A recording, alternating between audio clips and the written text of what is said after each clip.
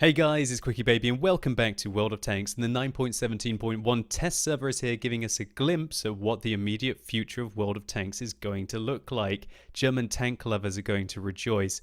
There are 3 new vehicles that you are going to be able to play, and there have been a whole other host of changes to vehicles in the German tech tree. But it's not only the Germans that are getting some significant buffs in patch 9.17.1, the American slow tank destroyers are going to be faster than ever. Yeah, that's right, the T-95 is now going to be going at 20 kilometers an hour forwards. And there's going to be more reason than ever to play your super heavy Japanese tanks such as the Type 5 Heavy, which is getting a brand new derp gun. So without further ado, let's get you updated with everything that will be coming in 9.17.1. So firstly, Wargaming have made a lot of improvements to the comparison feature, which you can find in the bottom right hand corner of your screen. Here you can now configure the tanks. You can choose what kind of a crew you want to have in them, and then you can apply different crew skills that affect the statistics of the vehicle to aid in your comparison. If the vehicle isn't a premium, you can also change the guns here, change the equipment on it, and the different kind of rounds they'll be working on the tank. So if you really care about your tank's performance and you want to see how it's going to stack up to some of its counterparts, it's going to be better than ever next patch. Wargaming have also made significant improvements to the statistics that are available inside the garage. And unfortunately, while you still can't see the hidden statistics such as ground resistances and dispersion values of your gun when you turn the turret and move the vehicle, there have been significant improvements. Look at this, for example. If I highlight over the reload time, you can see exactly how many seconds are shaved off by using the premium consumable Coffee with Cinnamon Buns, the Gun Rammer, and also the Sisterhood of Steel. The Histerhood of Steel, that was a bit of a tongue twister. So that should be very useful if you're trying to decide, is it better to get vents on this tank or, for example, a camo net? And for the first time in 5 years, you can now see how the camo net affects the camouflage of your vehicle. Clearly showing us that on a tank destroyer, it gives us 15% camo rating when we're stationary, and it gives us 2.97% when we're firing and when we're stationary. And the same goes for binoculars. If you highlight over the view range, we can see that the binocular telescope on this vehicle is increasing it by 92 meters. And it also looks like they finally got an accurate description of view range in the garage, finally, in 2017, 6 years after release, right? One other cool little feature is when you mouse over a tank, you can see your victory ratio with it, and also whether you've already got an Ace Tanker badge without the use of a mod pack. And also by the looks of it, you can see your marks of excellence in the vehicle as well. Here, 1 mark of excellence in the UDES and 3 marks of excellence in the Charioteer. So that should be a nice feature for all you hardcore players out there who are trying to maximize your statistics. Maybe just pick up an Ace Tanker badge, or really trying to hunt those marks of excellence. One of my favorite things about the patch is that Wargaming have finally put a hit log in the game, so you can see exactly how much damage you have taken from the enemy vehicle. And so as we can see, we're going to be bouncing some Kranvang rounds, and it appears in the top left hand corner of the screen. It tells us also what shell type has hit our vehicle, which is absolutely amazing. So standard rounds hitting our tanks here, standard APCR rounds on all of those autoloaders, and standard rounds from the Batchat 25 TAP. And when the enemy does start to fire premium rounds at you, you will see it up in the top corner of your screen. And that's absolutely awesome, because I don't know about you guys, but it's incredibly frustrating to not know if somebody has penned you because they're firing AP or APCR. So you can learn faster and figure out if maybe you were angling your armor incorrectly, or if he just dabbed that 2 key to compensate. So now let's take a look at something that I expect a lot of you excited for: the brand new vehicles. Firstly, the VK100-01P that leads on from the Tiger P. Now there's good news for you if you've already researched the mouse, because that means that the VK100-01P and also the Mäuschen will also be unlocked in your tech tree. But a word of warning, you do not have the other modules unlocked on the vehicle, and so that means that if you want to get the upgraded engine, which is unique to the VK100-01P, and also the tracks, it's going to cost you 45,800 free experience if you want to play it on release day. But fortunately, the upgraded gun is already unlocked for you if you have the mouse previously. And it's the same story for the Tier 9, the Mäuschen. You will have the gun already unlocked, but you will have to purchase the unique tracks and again a unique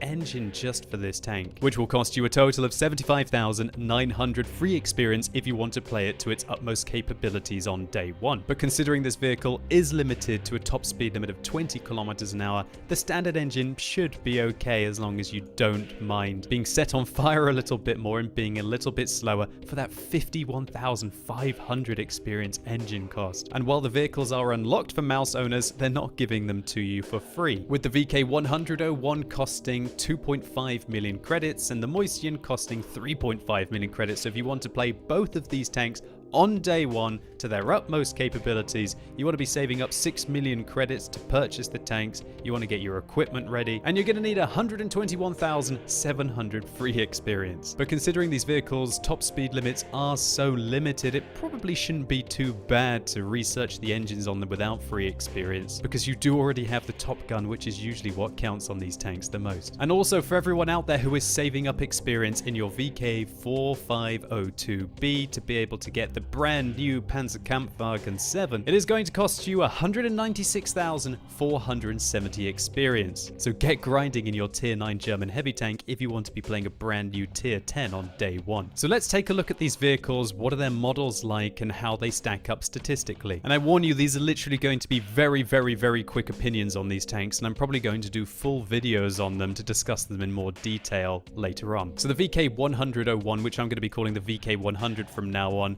has very decent frontal armor on the upper plate, but its lower plate is frankly a little bit disappointing. The lower plate armor on this tank really is underwhelming. Look at it, even when angled at 45 degrees, we're talking about 217 millimeters of penetration. That certainly isn't going to do very well. And also the side of the turret of this tank is 160 millimeters thick, but because the front kind of curves round, as opposed to the Maus, which has this very flat turret, that means that when you angle the turret to the side, it actually becomes quite weak as well. 200 millimeters of penetration isn't going to do very well against tier 8 plus tanks. The vehicle also has a fairly annoying cupola. 210 millimeters, it is thick at least, but it is large. And most tier 8 plus tanks are going to be able to pen this fairly reliably, and all tier 9 and 10 tanks are going to go through it like butter. The side of the cupola annoyingly is also thinner than the front. We're talking about 190 here. So if you are angling the turret on the side to try and hide the fairly weak mid-cheek armor, a lot like you would get on the Maus, but it's so much thinner, 220 millimeters of penetration. This vehicle for me is just a little bit disappointingly armored, because while it is going to be incredible against tier 6s and tier 7s, and you're going to be like a raid boss, which they just pretty much have no hope in hell of penetrating, even if they probably fire APCR rounds or heat rounds at you. The vehicle has just got no good protection against your tier 8, 9 and 10 opponents. And I don't think its hit points are really going to go that far. 1,700 hit points, that's not dramatic for what is a very big and heavy tank weighing 120 tons. You'll think that's the same as the KV4, and it's got less health than a KV5, for example. So the VK100, its armor profile isn't great, and is also as slow as the Maus as well, limited to 20 kilometers an hour with a sub 10 power to weight ratio. But the vehicle does get a monster gun. It gets 128 millimeter with 490 alpha damage, which is the highest alpha damage on any tier 8 tank that is not a tank destroyer. Combine this with decent penetration on your standard rounds of 220 and 250 APCR rounds, and while this tank isn't going to be killing anything quickly with a rather poor damage per minute, it is certainly going to be able to outtrade vehicles heavily. And I'm sure I'm going to see a load of replays where this thing just obliterates its opponents when it's top tier. But all in all, for me, when I played this vehicle a couple of times, I just didn't really feel like the armor was thick enough. But then again, everybody was firing premium rounds at me anyway. So now up to tier 9, we're looking at the Moistion. And as we can see, it starts to look a lot more like a Maus. And just like its E75 and VK4502 counterparts, the vehicle gets that lovely 128mm gun. So you are certainly going to be putting big old holes in your opponents, but how does the vehicle stack up with regards to its armor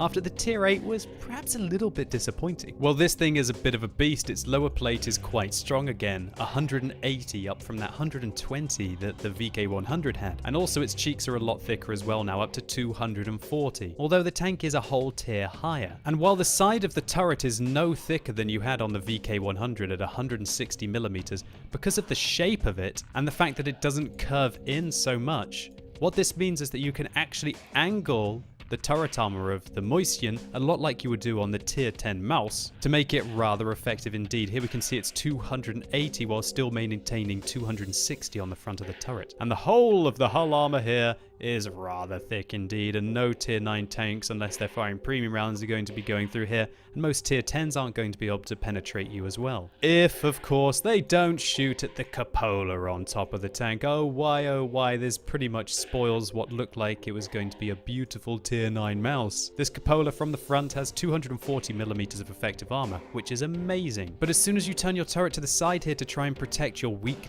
frontal cheeks, then look at the side of the cupola, it goes down to 210, 190, and pretty much every tier 8 plus tank is going to be 50-50 to be able to go through that. And the tier 9 and 10 tanks are always going to go through your cupola when you angle it like that, which is a little bit frustrating about the tank, but this thing, for me, was a lot more fun to play at tier 9 than the VK100 was at tier 8. It certainly does feel resilient, and you have a much better performing 128mm gun as you would expect on the E75. But having the same alpha damage at tier 9, of course, doesn't feel quite as special as having that monster alpha at tier 8. Now let's take a look at the brand new Panzerkampfwagen 7, which I guess is the 4th tier 10 German heavy tank in the game, if you also include that there is currently the VK 7201, the premium Clan Wars reward vehicle. Now I'm a little bit surprised because I thought that the name of this tank would be the 7201, just like the premium vehicle, and I thought they were going to differentiate between the tanks with some kind of special camo as they told us at Wargaming Fest, but it looks like they've changed their plans indeed, because this vehicle does not get the 150mm gun that the Clan Wars reward VK 7201 does. This instead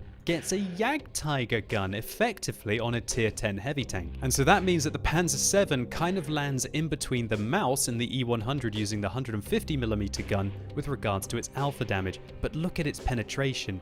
258 on its standard rounds, 330 on its premium rounds, which are APCR, I add, kind of better than heat unless you're firing at long range to avoid spaced armor negating your shells. And the tank is also rather accurate with a decent aim time. And while the vehicle doesn't quite get the slab of hit points that the E100 and the mouse have, it still gets some very thick armor indeed, with 240 at the front of the hull, 160 at the side, 120 at the rear, and the turret is a bit like a Lerva turret when we look at it, but very thick with 200 at the front. And this thing is a monster when you side scrape it and angle it like this, and I was able to have some crazy ricochet games with 300 along the lower plate, 380 on the upper plate. All of your side armor is very thick, apart from this one weak point here, a lot like on the...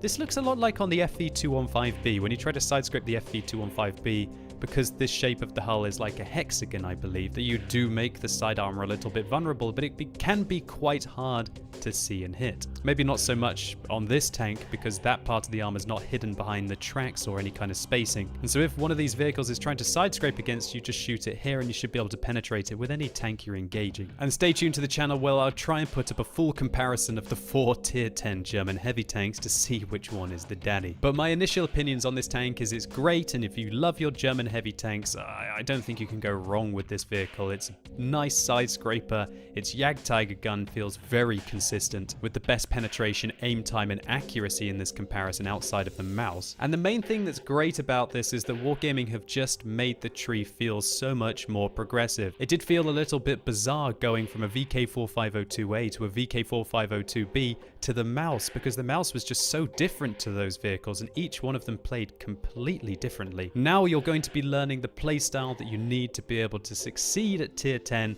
in both of these trees, and I think Wargaming have handled this in a very good way. Next, let's take a look to see what has happened to this gun on the super heavy Japanese tanks. And we can clearly see that the Type 5 Heavy has a new 15cm gun, and so does the Type 4 Heavy, and so you've got a choice about which tank you want to play to unlock this gun. But one thing that you might be disappointed to hear is this gun is not given to you for free if you have a Type 4 or a Type 5 in your garage now, and so you're going to have to save up 64,600 free experience, or alternatively save up that amount of experience on either the Type 4 Heavy or the Type 5 Heavy to be able to unlock it and play it on day one. So what is so special about this gun, and is it worth using compared to the 14cm AP gun, which already does a massive 600 alpha damage and does have some rather nice high explosive rounds, 70mm of pen and 770 alpha damage? Well, this 152mm doesn't quite have the rate of fire. It fires a half a round less a minute, but look at the alpha damage if you manage to penetrate these 75mm shells. 1,100 on the standard rounds, and 1,400 on the premium rounds? But unfortunately, you are very inaccurate at 0.5 and you've got 2.9 seconds aim time. And you might be a bit confused about this. Well, why does just dabbing your 2Gi give you 300 extra damage? And unfortunately, there's no real nice answer. It looks like Wargaming are just going to ask you whether you want to do more damage in this tank and spend more credits or less, which I'm personally a little bit disappointed in. The premium rounds on this tank are very expensive. They cost 6,400 credits, but they have exactly the same penetration and they have exactly the same splash radius, but they just do an extra 300 damage on average. And I personally think this is a really stupid idea, Wargaming. Usually when you create premium high explosive shells on a tank, outside of the FV215B183, they have slightly more penetration and a slightly higher explosion radius. And it just seems bizarre as well that currently on the Sandbox test server, Wargaming are reducing the alpha damage of the Jagdpanzer E100 and the FV215B183, but they're wanting to bring in the biggest derp gun in the game, capable of doing 1,400 damage with 75mm of penetration, which is going to heavily contest a lot of medium, especially light vehicles, and lightly armored German tank destroyers, and especially the Swedish tank destroyers now. And is going to be capable of one-shotting pretty much every tier 8 and removing half the hit points off every tier 10. And it just feels absolutely bizarre that Wargaming would make this gun so pay to win, and I think it's a real lame move on their behalf, and they should try to do everything they can to avoid the pay-to-win aspect of World of Tanks. And I, for one, am probably never going to use the standard ammunition in this tank. I'll just have to grit my teeth and bear it and play a few extra tier 8 premium vehicles. And I'll use the standard rounds for finishing off tanks or when I need to shoot a really low health target. And for everything else, you might as well load the premium because it has no disadvantages. And this gun is capable of some absolute crazy things, and stay tuned to the channel for a video highlighting some gameplay in the Type 5 Heavy, showing you what 1,400 alpha damage bombs with 75mm of penetration look like. But the vehicle is receiving some absolute crazy buffs in 9.17.1 with regards to its armor loadout as well. Just take a look on Tanks GG at the difference between the 9.17 and the 9.17.1 Type 5 Heavy. Everybody knows that one of the major weak points of the Type 5 Heavy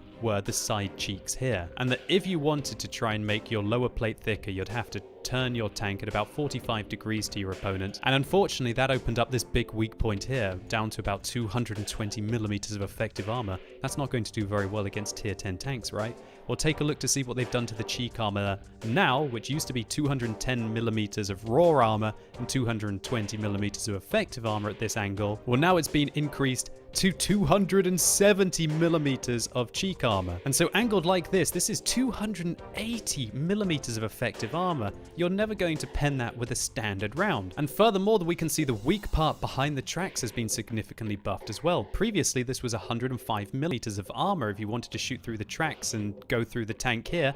Be about 250mm of penetration to do that.